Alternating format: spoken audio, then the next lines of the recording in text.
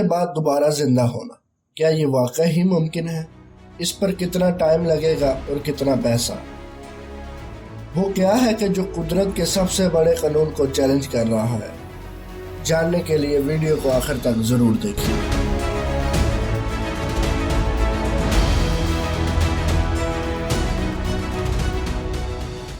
آج ہم بات کریں گے اس پر اسرار سائنسی طریقہ کار کی جو قدرت کے سب سے بڑے قانون کو چیلنج کر رہا ہے۔ یہ ہے کرونکس۔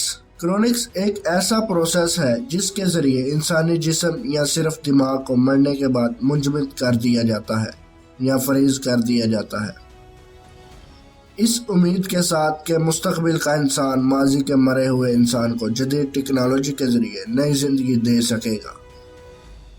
لیکن سچی بات تو یہ ہے کہ پچھلے 58 سالوں میں کرونکس کے ذریعے کسی بھی انسان کے پورے جسم یا دماغ کو زندہ نہیں کیا جا سکا،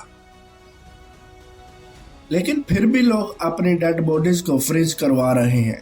آخر ایسا کیوں ہے اور کس امید پر ہے؟ تو جہاں تک موت کے بعد انسانوں کو محفوظ کرنے کی بات ہے تو یہ بات یاد رکھیے کہ یہ پروسیس بہت مہنگا ہے، اسی لیے کچھ لوگ صرف اور صرف دماغ کو فریز کروا رہے ہیں۔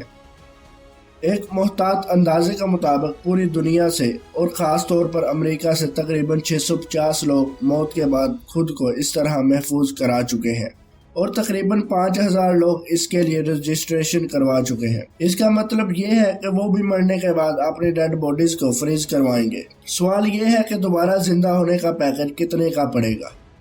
2022 کی ایک رپورٹ کے مطابق اگر آپ اپنی پوری باڈی کو مستقبل کے لیے محفوظ کروانا چاہیں یا فریز کروانا چاہیں، اس امید کے ساتھ کہ اگر میڈیکل سائنس نے ترقی کر لی وہ آپ کو دوبارہ زندہ کریں گے، تو اس کے لیے آپ کو 2 لاکھ امریکی ڈالر خرچ کرنا ہوں گے۔ اور اگر آپ صرف دماغ کو فریز کروانا چاہتے ہیں اور جسم پر سمجھوتا کرنے کو تیار ہیں تو یہ ذرا اس سے سستا ہے، اس سے آپ کو $80,000 دینے ہوں گے۔ پاکستان کی کرنسی میں بات کریں تو پوری باڈی کو فریز کرانے کے لیے تقریباً 5,60,00,000 درکار ہوں گے، اور اگر دماغ کی بات کریں تو یہ 2,24,00,000 روپے میں فریز ہو جائے گا۔